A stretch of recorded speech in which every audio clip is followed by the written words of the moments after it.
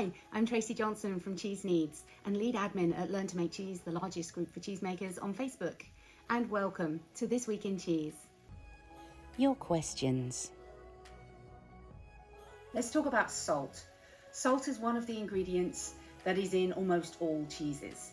As you can see by my shirt, salt is down here. It's important. It's a very important component of the cheese. It's really important for flavor as well. So I'm brining this cheese. I make my brine with the cheapest salt that I can find. This is sea salt. It's about $1 from Walmart for a kilo of the stuff. Use the cheap salt.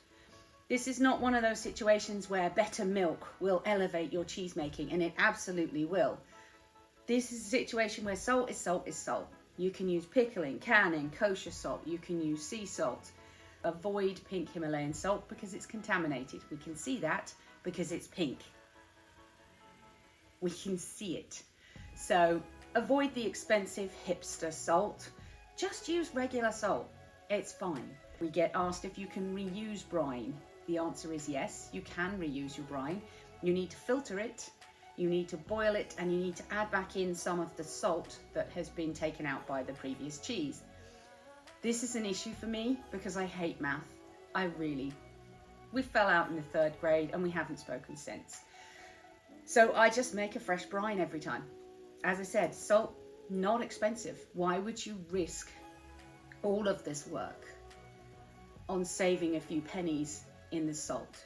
My personal view is make a fresh brine every time. That's what I do. I have done experiments with low salt because I'm salt intolerant, and it does not work for cheese. You really do need actual sodium chloride. Do I worry about too much salt in my brine? No, because saturated water can only hold 30% salt. So once you've made a saturated brine, you can't make it any more saturated. Turns out putting your hands in brine is a great way to find that paper cut. And now for a farm update.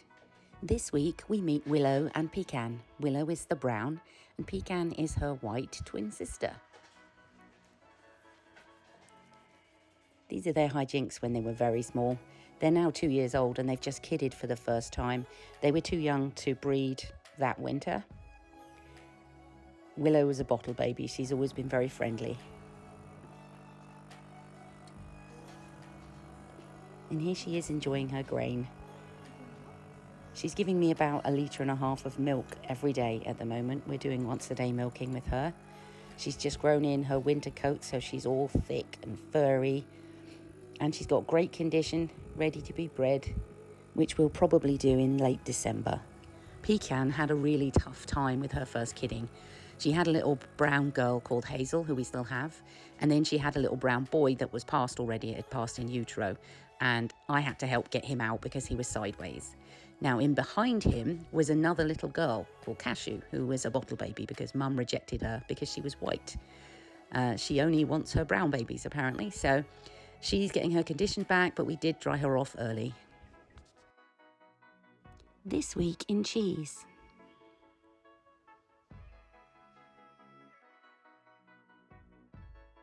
In a November update, Morbier is back on the banned list from the FDA.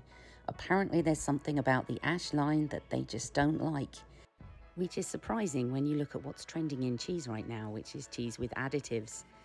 In the run up to the holiday season, we all want something that's visually stunning and a little bit spicy to go with our cheese plate. And finally, the taste test. So I'm continuing my tasting journey, and today I'm trying Langres.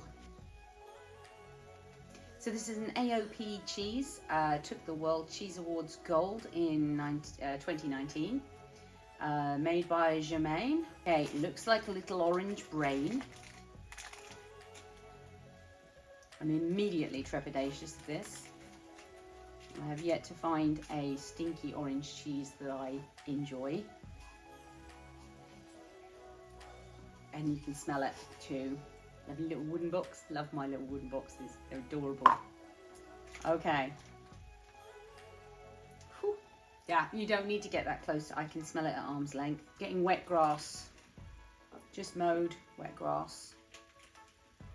It's quite soft, the knife goes through it. Probably could have got away with a soft cheese knife here. Oh, it's sticky. I'm gonna assume this is single serve. Okay. Very, very soft paste. Almost liquefied at the bottom there. You can see the cream line. The cream line is a broken down layer of paste, which is creamy looking. That's why we call it that.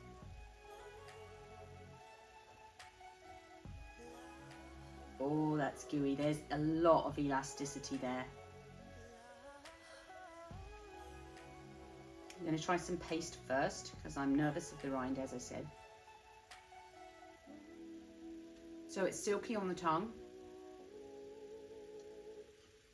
It melts well.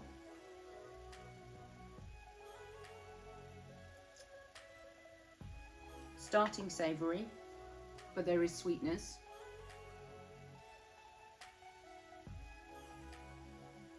Very little acidity, although there is some bitterness. You can taste the salt also, and it's done. That's a short cheese. Texture is gooey. You can see the texture is gooey.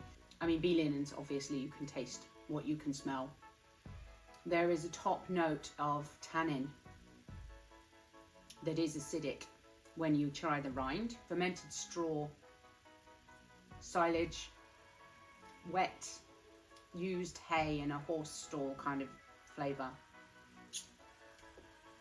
Oh, that was a bad idea. This is bordering on potentially sort of rancid, but not in a, that's the wrong word, because it's not unpleasant. Rancid butter, that's what I'm getting. So when your butter goes over, it starts to taste a bit like camembert. You get a tiny sort of camembert-y vibe to butter that's gone over, and I'm getting that from here. Okay, so the dent on the top is deliberate so that you can fill it with alcohol.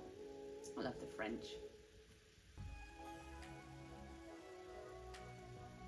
That's stretch though. Maybe closer to the beef dripping. It's definitely in the Sunday roast sort of arena.